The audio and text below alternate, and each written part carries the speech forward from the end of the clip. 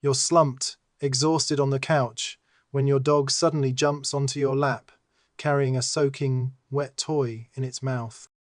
You toss it aside, expecting your dog to dash off to retrieve it. But it doesn't move. It just stands there, quietly, looking at you with deep, intense eyes. Most owners would mistake this for an invitation to play, but behavioral experts have discovered that when a dog brings you a toy but stands still, it's telling you something far deeper than just play. In fact, it may have picked up on a heartbreak you haven't even noticed yourself. Today, we'll decode the 5 layers of true intent behind this behavior. You may have been answering a question it never even asked.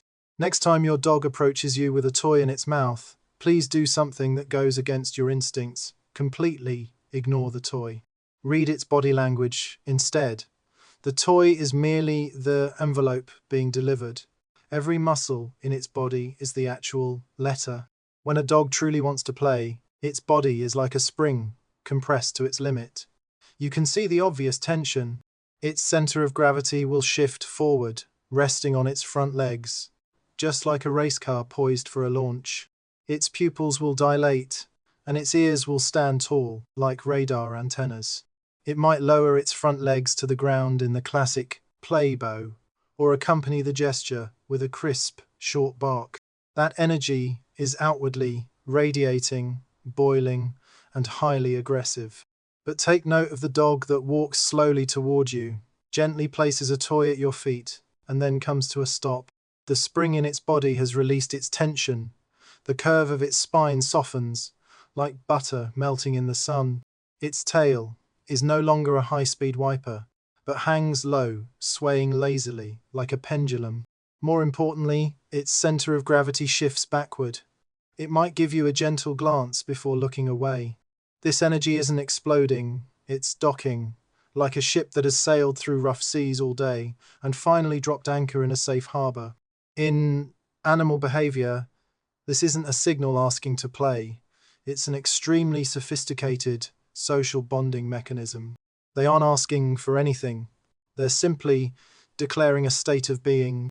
And if you throw the toy at this moment, it's like kicking that ship back into the storm, just as it has dropped anchor. To understand why this docking is so important, we must reframe your perception of the toy. In your eyes, it's just a piece of fabric stuffed with synthetic cotton that you bought for $15 at a pet store. But in your dog's mental map, that chewed up, tattered toy is an emotional USB drive. Not only is it covered in his drool, but more importantly, it carries your scent and the sense of security you shared during countless sunny afternoons together. It is the most certain thing your dog can hold on to in this human world, filled with unknowns and deafening noise. Evolving from wolves, dogs possess an instinct deeply imprinted in their DNA to guard food and protect high-value resources. So when your dog voluntarily picks up the most cherished possession in its world, carries it across the room, and places it at your feet, this is absolutely not a casual gesture. It is the ultimate currency of trust. Here, we must introduce a groundbreaking scientific study. The animal behavior team at ETVS University in Hungary, known for its Family Dog Project, conducted in-depth monitoring of dogs' object-mediated attachment behavior. Researchers found that when dogs are experiencing mild anxiety or simply want to strengthen their emotional bond with their owner, they tend to seek out an object that carries their owner's scent. Physiological data from the study clearly shows that when dogs not only hold the object in their mouths but also display or hand it over to the human they are deeply attached to, their cortisol, the stress hormone levels, drop significantly, while oxytocin, the hormone of love and trust, surges dramatically. What does this mean? It means that when your dog gives you a toy, it's not because they would do the same for a stranger. In this study, the dog would absolutely never hand over its beloved toy to a stranger in the lab. When it gives you the toy, it is making an extremely vulnerable gesture. I am safe in this room. Even the thing I cherish most is safe at your feet. But there is one situation where this calm offering becomes extremely urgent. That is the very moment you push open the door after work. The key turns in the lock, and the door swings open. Your dog dashes around the living room like a lit firecracker, frantically searching for anything. A tennis ball, a slipper, even the dirty sock you took off yesterday. Whatever it is, as long as it fits in its mouth, it will grab it and rush to you, making a frantic, whimpering sound. It looks like it's just excited to play the moment you walk in, right? Well, not exactly. It's not just excitement. It's an amazing act of self-psychological first aid. When you've been away all day, the moment the door lock clicks again, your dog's physiological systems are experiencing a massive tsunami. Its heart rate skyrockets instantly and adrenaline surges through its veins. The sensation is like winning the lottery jackpot while downing 5 shots of espresso. This massive, nearly uncontrollable surge of energy must find an outlet, otherwise its brain would short-circuit. At this moment, the toy it's stuffed into its mouth acts as an emotional lightning rod. It didn't choose to pounce on you and knock you over, didn't choose to frantically chew up the couch, and didn't choose to scream uncontrollably or lose control of its bladder. It chooses to clamp its mouth around an object. Chewing and holding an object has a powerful, calming effect. In canine psychology, it is using this object to forcibly channel the storm raging inside. One powerful enough to shatter its sanity into a controlled, harmless, welcome ritual. This isn't some silly, bad habit at all. It's remarkable emotional intelligence. Your dog hasn't spent a single day with a psychologist, yet it has invented a method all on its own to cope with the sheer joy of your finally home. An emotion so intense it nearly makes it explode with ecstasy. This is precisely why, once you understand all this, your experience of owning a dog will be completely transformed. You're no longer just a ball-tossing machine. You've become a decoder of its emotional language. If you're reading this and the face of your own silly, yet incredibly gentle, dog has already popped into your mind, then you're part of our community. Please click the subscribe button and give this video a thumbs up, because on this channel we don't teach you how to dominate your dog. We explore how to truly read the language deep within their souls. Now, let's dive into the next type of toy offering behavior, one of the most subtle and easily misunderstood. It's a lazy Sunday afternoon. No guests are visiting, the doorbell isn't ringing, and no one is cooking in the kitchen. Your dog was dozing on its mat. Suddenly, it stands up, strolls over to you, and gently places a toy on your lap or right next to your feet. Then, it simply lies down. Without looking at you, its chin rests on its paws. This is the moment that most easily leaves people feeling at a loss. The vast majority of owners think, "It brought me a toy, I have to do something." So you pick up the toy and wave it in front of him, want to play, and what happens? Your dog usually just lifts an eyelid and stares at you with a look as if he's seeing an alien, completely unmoved. Because what he wants isn't an activity at all. What he wants is a shared space. In human society, we're accustomed to filling silences with words and actions. But dogs are animals that are extremely attuned to silence. When your dog brings a toy over and lies down, it's like a human partner walking past your desk, gently placing a hand on your shoulder for 2 seconds, then walking away without a word. That gesture isn't meant to spark a debate about the weather or politics. It's simply saying, "I sense your presence, and I hope you sense mine." That toy is the bridge connecting your two isolated worlds. The next time this happens, put down the toy you were about to throw away. You only need to do one thing: reach out and place your hand firmly yet gently on its ribs, or stroke it slowly behind the ear 3 times. Take a deep breath, feel its body heat. You'll find that the toy is almost immediately forgotten, because the toy was never the point you are. Of course, not every toy fetch session is this idyllic. There's a version that has surely left you feeling frustrated, even a bit annoyed. It walks over with the toy in its mouth and drops it with a thud at your feet. Just as you reach down to pick it up, thinking it wants you to throw it, it snatches the toy back into its mouth with lightning speed, then takes a half step back and stares you down.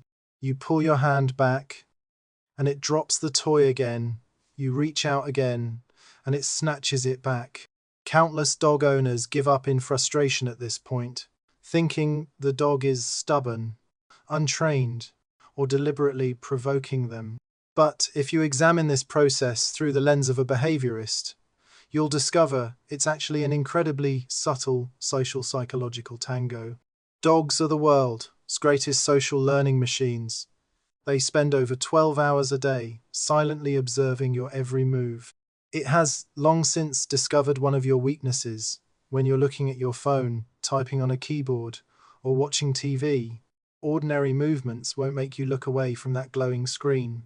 But a toy tossed at your feet, only to be snatched away just as you're about to grab it, is guaranteed to trigger a reaction from you.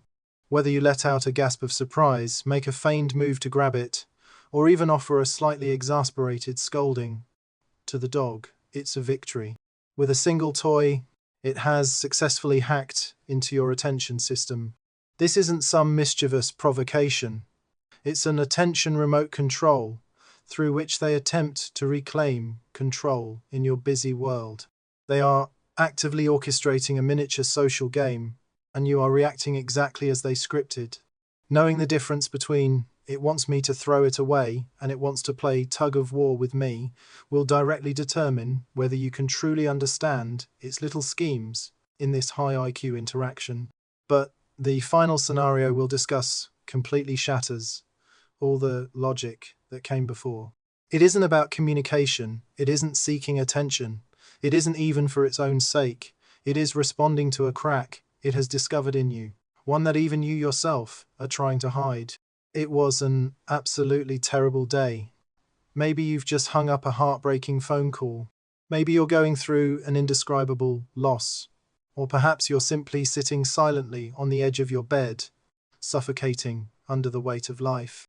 You haven't cried out loud. Your expression even looks normal. You think you're hiding it well. Just then, your dog walks over. It isn't bouncing around like usual.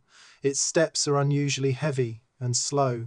It's carrying its dirtiest, most cherished stuffed toy in its mouth. It walks up to you, not asking you to take it, but instead pressing its furry head along with the toy heavily and firmly into your lap, or pressing tightly against your chest. No matter how you move, it stays put like a rock rooted to the ground, refusing to budge. What exactly is going on here? For a long time, we believed that dogs discern our emotions by reading our facial expressions. But the scientific community has offered a startlingly new answer.